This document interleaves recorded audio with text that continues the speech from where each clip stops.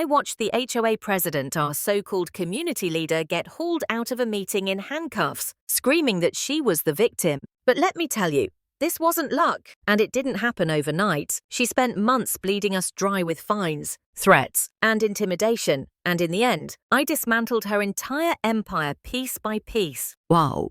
Act 1. The Spark of Conflict. My name's Jack. My wife Mary and I worked for years to finally buy a home in Oak Hollow, a quiet, tree-lined neighborhood just outside the city. I work in data analysis from home. Mary's an artist. All we wanted was some peace, a little garden for her, a home office for me. That was it. Enter Karen. Patricia Karen Hensley was the president of the HOA. If you've ever met someone who walks around like they own every square inch of the neighborhood, that was her. Sunglasses, perfectly pressed blouse, clipboard like it was welded to her hand, and always trailing behind was her husband Richard, the treasurer. Big guy, silent, the kind of presence that makes you feel like you're being watched. My very first run-in with her, I was fixing up our mailbox. She marched over, Richard 2 steps behind, and barked, "That's not model 4B. HOA standards require 4B. I looked down at the mailbox, brand new, solid, better than whatever model she wanted, and said, "It's a mailbox. It holds mail. That's kind of the point." She shoved a paper in my chest. A notice, $300 to replace with approved design. That wasn't a suggestion. That was her flexing her power. Mary begged me to just pay it and move on. We did, and that was my mistake. Because once you show Karen, you'll fold. She doubles down. The next week, another notice. $50 for trash can left visible after collection. Then another, our front door was painted unapproved shade of green. Then one that really cut deep. She demanded Mary remove the small memorial garden she'd built for her mum, who passed away last year. Watching Mary hold that letter, crying, whispering, "They can't do this." That's when I realized this wasn't about rules. This was about control.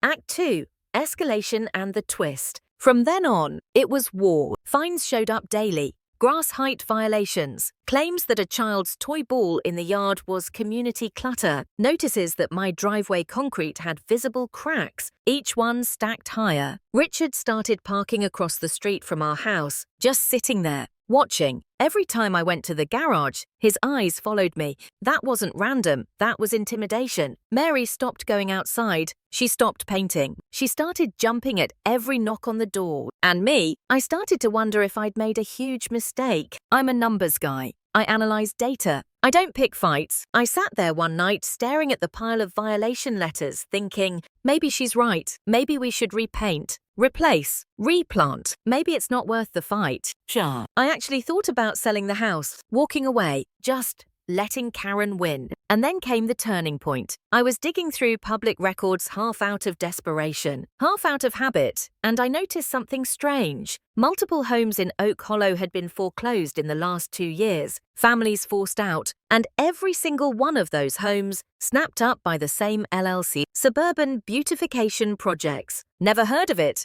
but then I got an anonymous email. Attached were bank records showing money from our HOA account being funneled month after month into that LLC, and whose name was on the paperwork, Karen's husband, Richard. It hit me like a brick. This wasn't just about power trips and fines. They were running a racket, weaponizing the HOA to force people out, then buying the homes cheap and flipping them. That's when the fear in my chest turned into fire. I wasn't just protecting Mary and me anymore. I was going to dismantle everything they'd built. Act 3. Climax and Justice. The HOA had its annual meeting coming up. Karen always used it as her stage, standing tall, talking about community standards while everyone sat there, heads down, too scared to push back. This time would be different. The night before, Richard tried to stop me.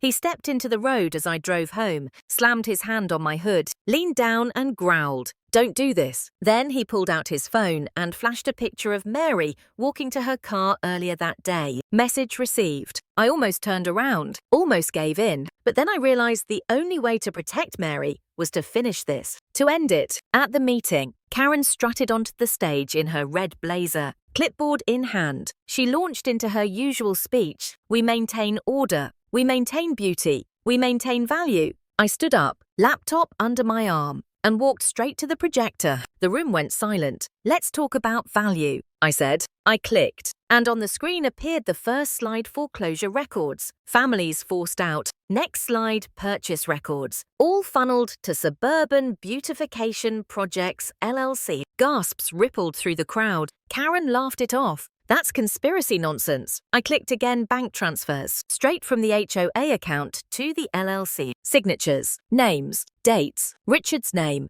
Karen's signature. The room erupted. Neighbors who had stayed silent for years were suddenly shouting, furious. You stole our money. You drove us out. Karen's face went pale, then twisted with rage. She lunged toward me, yelling, turn that off. She grabbed for the laptop, but I yanked it back. That's when the doors opened. 2 uniformed officers walked in. Mary had tipped them off, given them copies of everything. Karen froze, clipboard slipping from her hand. Richard tried to bolt, but neighbors stood, blocking the exit. And in that moment, in front of everyone she had bullied, the cops stepped forward, read her rights, and cuffed her. Richard too. The empire they'd built on fear crumbled in minutes. Final beat. They were both charged embezzlement, fraud, abuse of authority. Their LLC was dissolved, their assets seized. Oak Hollow started over. I didn't celebrate. I didn't cheer. I just sat in the back of that room, breathing for the first time in months. Mary squeezed my hand. That was enough.